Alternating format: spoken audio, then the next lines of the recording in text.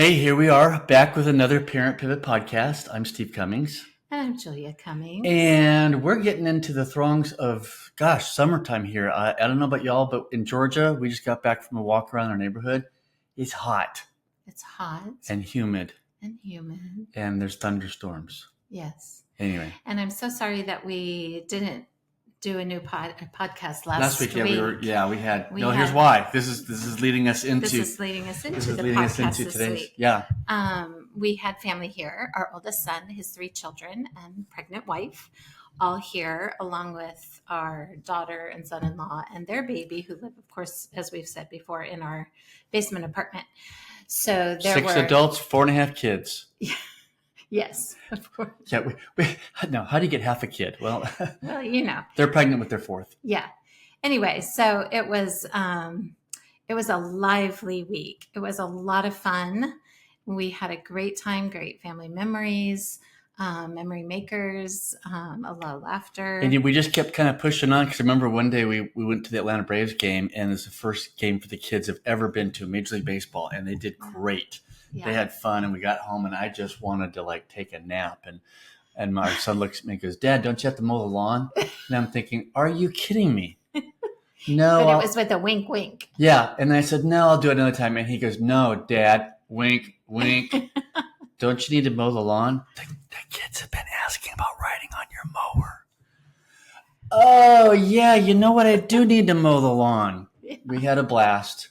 But I was wiped. Yeah, we're definitely wiped out. So yeah, we weren't able to get a podcast out. So thank you for listening to the best of. Yeah. We usually go to the ones that have the most downloads and most listened to. And I hope y'all enjoyed that if you hadn't heard that one before. Yeah. So that leads us into what we're actually talking about today. Yes. What are we talking about today? Well, I don't know if I'd call it a topic. Right. It's just kind of our observations and reflections of the week. Yeah. And then this all kind of came together, believe it or not, in our Sunday school class this morning. Yeah. So I think one of the things that really stood out to me this week was, we've lived so long without the chaos of children and family. And it's been nice. And it has been nice. But we miss it, for sure. We do. But living within that chaos, I think there's something that happens in us when our kids are grown, or even, when they're old enough to do everything by themselves. And we think we have changed or evolved or something, that we're more patient than we used to be, or things like that. And I think that one of the things that, in reflecting on the week, I realized is we haven't changed as much as we think we have. There's always that aspect of, with any of your kids, they probably aren't raising them the way you would. They aren't handling a situation the way you would. And that's fine, because we handled things differently than our parents would. And that is the process of growing up and people having their own families and all of that. And so that's all fine. But with that, we watched our son and daughter-in-law, and they have immense patience. Oh my gosh.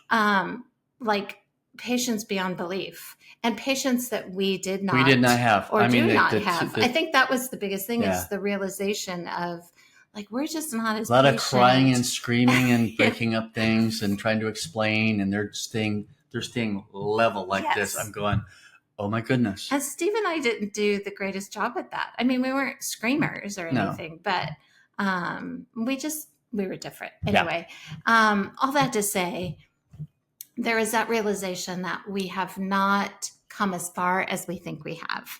And with that, then I started thinking about just personal growth and how we might challenge ourselves in personal growth. And that takes us to our Sunday school class this morning. I think we mentioned maybe a couple of weeks ago, this Sunday school class that we're in. It's based on some John Mark Comer stuff. Called Practicing the Way. I think we put that in our show notes 2 weeks ago, but we'll put that back in again, because any group can do it. You can sign up for it. And it's great stuff. Yeah. And you probably can do it by yourself, even if it's just a personal interest. And also, if you go to the YouVersion Bible app, you can search for John Mark Comer or Practicing the Way, and you can actually go through on the Bible plan all of the different spiritual disciplines that he teaches on. Yeah. So So there's also a podcast that you can listen to that they have. So if you have podcasts, go to Practicing the Way. So anyway, all that to say is we've been going through that for like the last few months. So, and we're talking to several people that are more our age, and all of us feeling very challenged in what we're learning, that we are making changes and we're growing and we're learning new things. We're being challenged in the way that we give, in the way we spend our time, in the way we pray, in the way we, what else? Oh, fasting. Fasting is a good one. Solitude and Sabbath are a couple others. Yeah, I think we're about to go into the Sabbath. Those, yeah.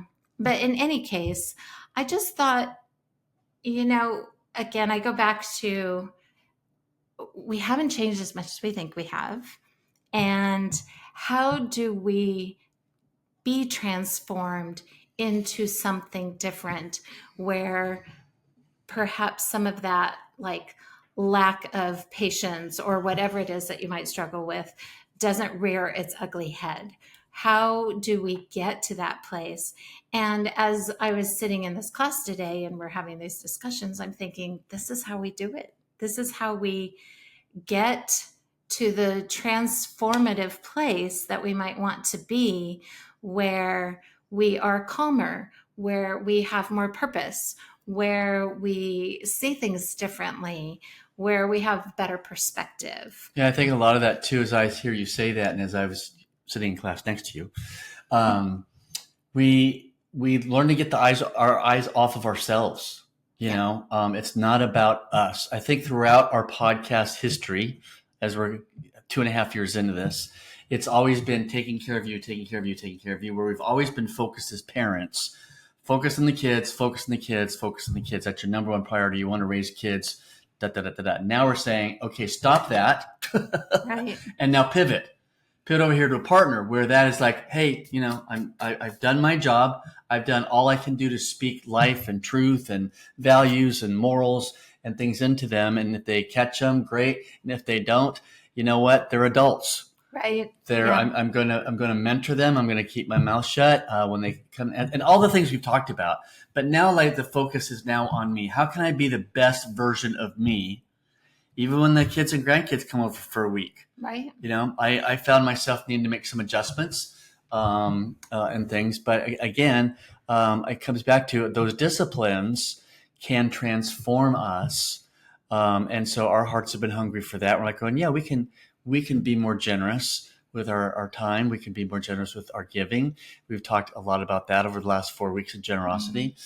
The fasting, which is interesting. Most people are going, okay, how does fasting help you become transformed? Well, when you practice fasting for like a month or 2 months, you start to miss it if you miss a day. Like I wasn't able to do it this last week because we had company, and I really missed it. But with that comes self-discipline. And what was the other one that you learned? You learned self-discipline and control and self-control. So just with fasting, you're learning to give up something that your body wants, focus on something else. And with that, that's going to blend out into other areas of your life. Yeah. Self-control with maybe not having to speak up or react to a situation that happens with your kids or your grandkids. And just, I don't know, we should call this the chill podcast. Take a chill pill. The Parent Pivot Chill podcast. Yeah. Chill's kind of an aggressive word sometimes. It's like, would you just chill? Yeah. It comes across as negative. That's why we say pivot. Take a chill pill. Take a chill pill. Hang loose. But focus on, this is the time really too, when it's like, I've got more time on my hands. Yeah. I can get involved in some other things to enrich my spiritual life. I can read some books. I can attend some other kind of meetings at, our small groups, not necessarily at church, but you can start one. Or I belong to a thing called the New Canaan Society. And so, men, if you're out there, go to newcanansociety.org. And if you can click on that, find a chapter in you. It's a group of Christian men who meet together once a week for breakfast. Someone shares their story. You're done in about an hour and you're off to work. And guess what? I have a whole group of some more friends. And so I get to take time for me to invest in me spiritually and allow a lot of different things to have happen. Yeah. And I realize a lot of us are still working. Of course, I mean, if you're in the age bracket where your kids have just left home and, they're in college, of course, you're probably still working. But even within working, I realize that can be somewhat chaotic sometimes. However, if you incorporate certain disciplines in your life, it will seem less chaotic. It will seem, or maybe it just doesn't stress you out as much. I find that when I am doing, one of the things I'm sure I've shared that I really struggle with is driving. And I have a little Jesus on my dashboard to help remind me to keep my cool. Sometimes it works and sometimes it doesn't. Right. But I really I'm a very impatient driver. But when I take the time to even have the discipline of breathing through that, I'm a California driver in Georgia. That should say everything to you. And I do some breathing. I talk to myself down from the rafters many times, like, Julia, you're not in a hurry. Julia, you will get there. I'm constantly doing stuff like that. But that's one of the things that stresses me out, big time. Right. So I don't know what it is that might stress you out. But again, I think, as we always talk about, self-awareness is huge. Self-awareness will help you have good relationships with your spouse, with your children, with your grandchildren, whomever, with coworkers, whatever. If you are self-reflective and understand yourself and are working on yourself, life in general is going to be a bit easier. Right. The other thing I think of too is a lot of times we just have to surrender. We've got to surrender our ideas of how we want things to play out. We have to surrender our expectations. We need to surrender. And that's why I keep always recommending the 1 Minute Pause app that John Eldredge has. There's a new part of that on there now called Experience Jesus. That's a 20-day plan. Oh my gosh, it's awesome. So that would give you a taste of what we're talking about to really begin to deepen your own spiritual communion with the Father and things, and get our eyes off of everything else and just surrender. Yeah. And I think it ultimately helps you enjoy life more. Well, your kids are going to enjoy you. Your adult kids and your grandkids are going to enjoy you more when we're just smiling and laughing with them and mowing the yard even when you don't want to, and things. And it was fun. Yeah. And one of the things our son-in-law was pointing out is he loves the point, like the idea of having kids around. It forces you to slow down. It forces you to look at what they're seeing on the ground. It forces you to just sit. Rocks and bugs and flowers, and they're playing at the water table, and one of them is an artist, and she's got like a billion Post-it notes, and she's drawing things and coming up and handing them to you, and now we have a whole stack of them we're going to put around the house and stuff and show her that we loved her artwork and things. And it helps you see life through a child's eyes, and going, you know what, our world would be a whole lot better looking at life through a child's eyes, because they don't have all the other stuff that we have to deal with. And really we have to decompress. We've spent the last couple of days decompressing. Oh, I'm so tired. I can't. I honestly, I can't believe how tired I am. It threw me out of my rhythms. I like to get up early, go for a walk. I'm using my Bible app things and all sorts of stuff. I'm playing songs, whatever. I didn't do that all week. I didn't fast, and going, okay, I felt a little off and things, but I was still able to maintain being present, and I still had to work. Yeah, that's true. But I just tried to find the time to do that when the kids went to bed and things like that. But we had a great time. But again, as Julia said, sometimes you sit there going, man, I haven't changed as much as I thought I have.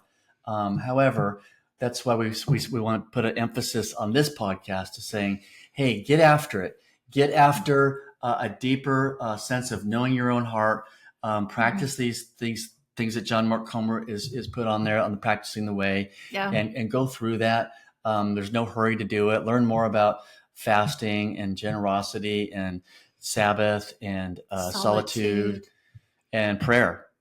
And I think community is one that's community coming is one. And things like that. So It's just a solid way to kind of sit back and go, it's real easy to say, well, I already know all that stuff. And just kind of cast it aside and dismiss it. But we need to be reminded. We do need to be reminded. Because we forget in our busyness. John Mark Comer has a book, and I have not read it.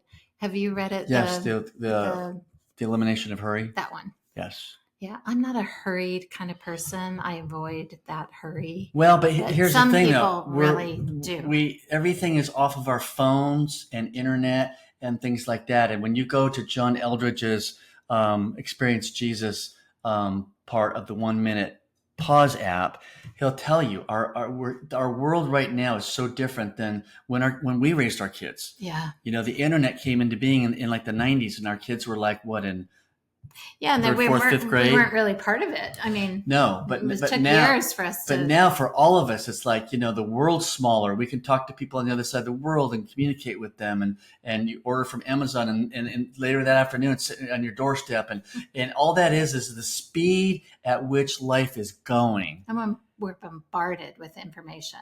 Yeah, I mean, pick up your phone and you've got this news break and this social media thing, and boom, boom, boom, boom, boom, and our brain wants to go pick up our phone, and you want to go, why? And that goes for us too as baby boomers. Oh yeah.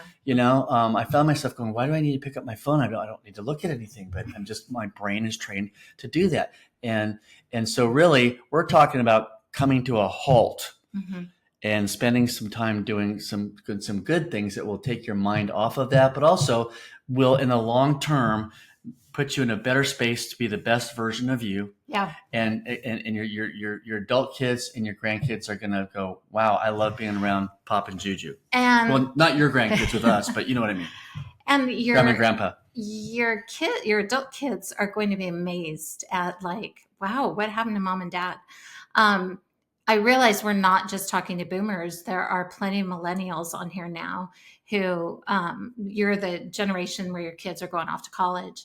And your generation has been more of just a part of your life forever, having a computer and things. So I want to challenge you. I want to challenge everybody to just shift a little, slow down, and check yourself and do some transformative things in your life that might cause you to slow and have purpose and just have better. I love your word, like your rhythms. Like, I have these rhythms, and I like that word. And I felt so out of sorts this last week. I'm going, what? I'm so used to a regular thing that I missed that. I missed my walks. I missed my time talking to God. I missed, some worship music. I missed the meditations and the scripture reading. And I would still try to sneak it in later in the evening, but it just felt out of sorts and things. Anyway, that's our thinking for today. That's what we learned this week. And we hope that you can learn from what we're learning. That is the purpose of this podcast right. Is for us to kind of open up a conversation for those of you who are in the same stage of life as we are, whether it's your kids are just leaving home or you are 80 and you have 60-year-old kids who you are dealing with. So just open this conversation, and our goal is to be raw and real and share with you some of the things that we are learning and trying to change. And we're hoping that others catch the vision and will do this with us. Yeah. So on a recap, Practicing the Way with John Mark Comer is practicingtheway.org. Mm-hmm. The 1 Minute Pause app is at wildatheart.org or maybe .com. I don't know, but we'll put those in the show notes. And was there anything else we mentioned? I'm yawning. You are yawning. Julia is yawning on the podcast. We are keeping her up. I'm so tired. And we're not even distracted by the deer in the backyard. Yeah. It was so funny to watch our little grandson Jameson go, look at the reindeer.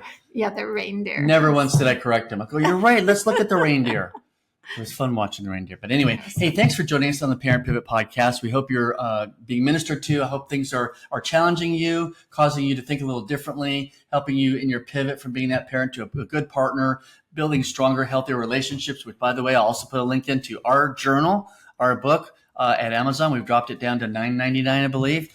13 principles for building healthier relationships with your adult children. Has a scripture verse, short paragraph, questions you can write in. Highly, highly, highly recommend it. We make no money off of it, and that's okay because we put it out there for y'all and stuff. So find us on our social media, which is everything is at Parent Pivot Podcast, whether it's Instagram, Facebook, TikTok, and even our email is parentpivotpodcast@gmail.com. So thanks for being with us. We'll be back next week with another Parent Pivot Podcast.